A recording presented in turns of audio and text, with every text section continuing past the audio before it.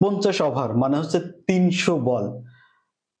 300 বলে আপনাকে রান করতে হবে 191। এখনকার আন্তর্জাতিক ক্রিকেটে বা মডার্ন ক্রিকেটে টি-টোয়েন্টিতে 190 কেন 200 রান বা 200 রানের বেশিও চেস করে জেতার রেকর্ড আছে এবং সেটা ফ্র্যাঞ্চাইজি ক্রিকেট বলেন, আন্তর্জাতিক ক্রিকেটে বলেন, এই জিনিসটা অহরহ হয়ে থাকে। সেখানে আমাদের 28 ওভার 3 বলে 109 রানে অল আউট। যেখানে একজন ব্যাটসম্যান সর্বোচ্চ রান করেছে 24 রান, তাওহিদ হৃদয়। এই ম্যাচ নিয়ে আসলে কিছু বলার নেই, কারণ হচ্ছে যে গত ম্যাচটাতে আমরা যে জিনিসটা দেখেছিলাম, গত ম্যাচ শেষে আমার আলোচনা আমি বলেছিলাম যে আমাদের একজন আজমতুল্লাহ ওমরজের অভাব বা আমাদের একজন আজমতুল্লাহ ওমরজে নাই। কারণ হচ্ছে গত ম্যাচে আজমতুল্লাহ ওমরজে 40 বলে 44 রানের একটা ইনিংস খেলেছিল, তার সাথে উইকেট, তিনটা উইকেট।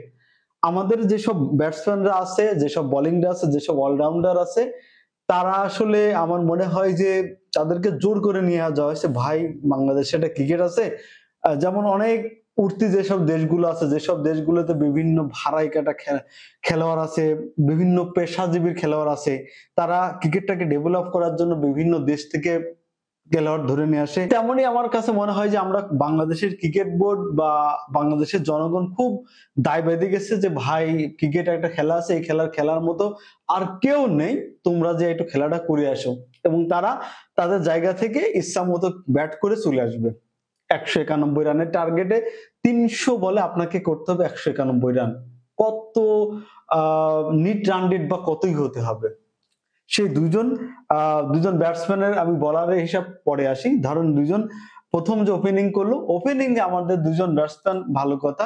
সেই একজন হচ্ছে তানজিদ হাসান তামিম আর হচ্ছে সাইফ হাসান। দেখুন, সাইফ হাসানকে টি-টোয়েন্টি তকমা দেওয়া হয়েছে, তার ব্যাট ভালো, কিন্তু ব্যাপারটা হচ্ছে আপনি যদি ক্রিকেটের মোমেন্টাম না বোঝেন, আপনি ম্যাচ যদি বেট না করে আসতে পারেন, তাহলে কিন্তু আপনার সেই ভালো ক্রিকেটারের কোনো গুণাবলী হয় না।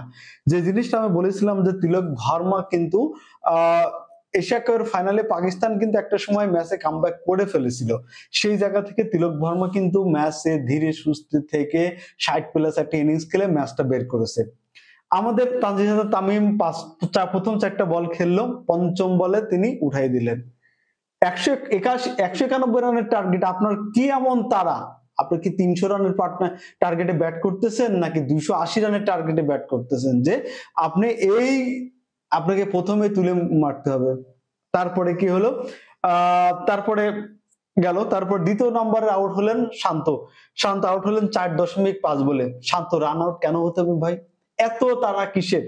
2 রান নিতে হবে। আগের ম্যাচে 5 বলে 2 রান করছেন, তাহলে আপনি এখন অলরেডি 7 রান হয়ে গেছে, 191 রানের টার্গেট। আর সাইফ হাসান তো নতুন প্লেয়ার, সে তো আন্তর্জাতিক ক্রিকেটে তার ধারই নেই। আমাদের দেশের নাজমুল হাসান শান্তরার কবে সিনিয়র হবে? দেখেন, একটা সময় মনে হতো যে এই যে নুর হাসান সোহান, মোসাদ্দেক আলী সৈকত, এইসব প্লেয়ার গুলো মানে দলে ঢুকবে বেরোবে করতে করতে সিনিয়র হয়ে একটা সময় তার ক্যারিয়ার শেষ হয়ে যায়।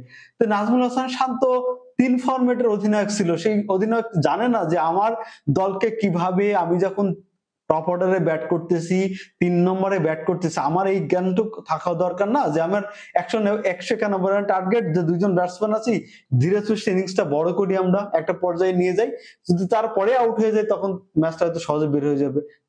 এখানে তিনি রান আউট হবেন। এবারে আপনি যদি সাইফ হাসানের কথা আসে, সাইফ হাসান প্রথম একটা 4 মারলেন, তারপরে তার সেই বিখ্যাত একটা শট, যে শটটা আমরা খুব ভালোবাসি। আমি কেবলই লিখতেছিলাম যে হ্যাঁ, এই শটটা দেখার জন্য আমি অপেক্ষা করতেছিলাম। তারপরের বলে আপার কাট করতে যেয়ে তাকে আউট হতে হলো।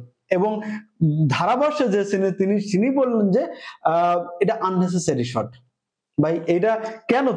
তুমি অলরেডি 23 বলে 22 রান করেছো, 3টা 4 একটা ছক্কা হয়ে গেছে এবং একই ওভারে অলরেডি 10 রান নিয়ে ফেলেছো প্রথম 2 বলে।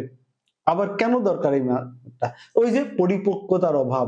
আপনি আন্তর্জাতিক ম্যাচে 191, আপনাকে যদি 291 রান 300+ রানের স্কোর থাকতো, তখন আপনি হয়তো বলতে পারতেন বা শেষের দিকে পারতেছেন না, মারে আউট হলেন। এর কোনো ব্যাখ্যা নেই। আপনারা যত কথাই বলেন। তাহিদ হৃদয় 34 বলে 24 রান করেছে। উনি বাংলাদেশের ইনিংসের সর্বোচ্চ 4টা 4 মারেছে। তাহিদ হৃদয় যে বলে রাশিদ খানের বলে বোল্ড হলো, আমার কথা হলো যে ওই সময় কি জন্য স্টাম্পের একটা বল, সেই বলে কি জন্য ক্রস খেলতে হবে? কোন যুক্তিতে, কোন কারণে? কেউ একজন বোঝান ভাই। যারা ক্রিকেট নিয়ে অনেক গবেষণা করেন, যারা ক্রিকেটের কর্তা ব্যক্তি আছে, তারা কেউ একজন বোঝান যে ভাই ওই বলটাকে কেন একজন প্রতিষ্ঠিত ব্যাটসম্যান, সে অলরেডি 24 রান করে ফেলেছে, তাকে কেন মারতে হবে? মেহেদী হাসান মিরাজ, মেহেদী হাসান মিরাজের কথা কি বলবো, যে সবাই যে রশিদ খানের ফাঁদে পড়ে। তো মেহেদী হাসান মিরাজের শটটা হয়তো ভুল শট ছিল না, তারপরে অধিনায়ক হিসেবে আপনাকে যখন বুঝতে হবে যে আমার আহ তিনটা, তখন মেহেদী হাসান মিরাজ যখন আউট হয়, তার আগে অলরেডি 3 জন আউট হয়, তখন হচ্ছে 6 ওভার 5 বলে বাংলাদেশের রান 40, তখন মেহেদী হাসান আউট হয়। তখন এই যে শটগুলো, তারপরে জাকের আলী অনেক এবং নুরুল হাসান সোহান, এই যে ভাই জাকের আলী অনেক, নুরুল হাসান সোহান, এদের কথা বলবো, মানে এরা আসলে, জাকের আলী অনেক যে বললে আউট হলো বা যেভাবে আউট হলো, আমার মনে হয় এরা একদম ঠিক পাট ক্ষেতের প্লেয়ার ভাই। একদম গ্রামে আমরা যারা হচ্ছে গ্রামে যারা ধান খেতে খেলতাম, ধান খেতে একটা পিচ কাটতাম, বল এদিক পড়ে ওদিক চলে যায়, ব্যাটসম্যান যেমনি সেমনি মারে, বলারের কোনো নির্দিষ্ট ঠিক ঠিকানা নেই, ব্যাটসম্যানদের কোনো ঠিক ঠিকানা নেই, ঠিক সেইভাবে একটা বল আসলো, সেই বলটাকে আপনি আউট হয়ে গেলেন। এই সিরিজে প্রতিটা আগের 4টা ম্যাচে তো রশিদ খানের বল আউট হয়েছে, আজকে আরেকজন হয়েছে। একজন ব্যাটসম্যানদের কোনো ধারাবাহিকতা নেই, একজন আন্তর্জাতিক মানেরই না, সে বাংলাদেশের টি-20 অধিনায়ক এবং ধারাবাহিক খেলছে, দলের চেঞ্জ হচ্ছে, একাদশ পরিবর্তন হলো, আজকে দুজন একাদশে পরিবর্তন হলো, তবে এদের পরিবর্তন নেই। তারপর হচ্ছে নুরুল হাসান সোহান, নুরুল হাসান সোহান নিয়ে অনেক পজিটিভলি কথা বলা হয়, আমরাও টি-20 বলেছিলাম যে হ্যাঁ, সে একটা ভালো ইনিংস দরকার। আমি এটাও বুঝেছি আজকে এবং গত দিনে 2 দিনের ইনিংস দেখে আমি এইটা বুঝেছি যে নুরুল হাসান সোহানরা আসলে ওয়ানডে ফরম্যাটের জন্য না।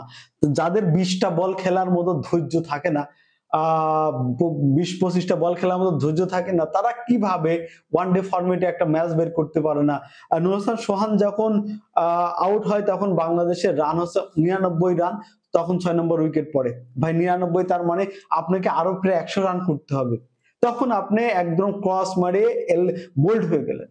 মানে এর ব্যাখ্যা আমার মনে হয় যে এশিয়া কাপের ব্যর্থতার পরে টি-20 সিরিজটা আমরা হোয়াইট ওয়াশ করছি, বা আপনারাই করছেন, আমরা করি নাই, বা এই ভক্তকুল আছে তারা মোটামুটি একটা জায়গায় চলে যান এশিয়া কাপের ব্যর্থতার পরে। কিন্তু যে আপনারা যা করলেন, মানে আপনাদের দায়বদ্ধ, আমরা খুব দায়বোধে, আমরা মনে হয় খুব দায় থেকে আপনাদের কাছে বলি যে ভাই ক্রিকেটটাকে খেলতে হবে, ক্রিকেট খেলে আমাদের মান সম্মান বাঁচান।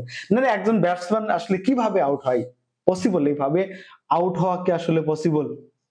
তারপরে আর কিছু বলার নেই। তাহলে বাংলাদেশে একটা, আপনি যদি মানে পার্টনারশিপ নেই বাংলাদেশের, সর্বোচ্চ ইনিংস যদি 24 হয়, তাহলে পার্টনারশিপটা আসে কোথায়? বাংলাদেশের সর্বোচ্চ রানের পার্টনারশিপ হয়েছে তৌহিদ হৃদয় এবং জাকের আলী, 36 বল 29 রান। তারপরে নাজমুল হাসান শান্ত আর সাইফ হোসেন, যদিও সাইফ হাসানের ওই দুটো 10 না রান হয়তো 2 বলে, তাহলে হয়তো না।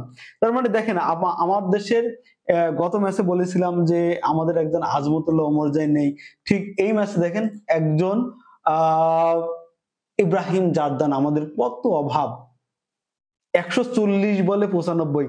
আপনি জাস্ট একবার চিন্তা করেন, বাংলাদেশের কোন ব্যাটসম্যান যদি, সে যদি 11 নম্বরও ব্যাট করে, সে যদি 140টা বল খেলার সুযোগ পাইতো, সে রান করতো 250 রান। কিন্তু তারা কিন্তু করেনি, তারা একটা ম্যাচটাকে এই অবস্থা থেকে তারা ডেভেলপ করে তা এই পর্যন্ত নিয়ে গেছে, 191 রান পর্যন্ত নিয়ে গেছে। তারপরে নবী বলেন, আল্লামা গজনফার, এরা 22 রান করছে, তারপরেও বলাররা কি করবে ভাই? বলাররা তো যা করার করছে, কিন্তু এই যে মেহেদী হাসান 10 ওভারে একটা মেডেন দিয়ে 3 উইকেট পাইছে, তানজিম হাসান সাকিব 2 উইকেট পাইছে, রিশাদ 2 উইকেট পাইছে, উইকেট দিয়ে কি করবে? বলাররা তো বলারের কাজ করছে। আপনার ব্যাটসম্যান হিসেবে আপনারা ধান খেতে পেলে, আর আপনারা একটা সিম্পল জিনিস আপনারা পারেন না, আপনারা গেছেন ক্রিকেট খেলতে, এভাবে হয় না। সর্বশেষ বাংলাদেশ 11টা ম্যাচ খেলে 10টাতেই হারেছে।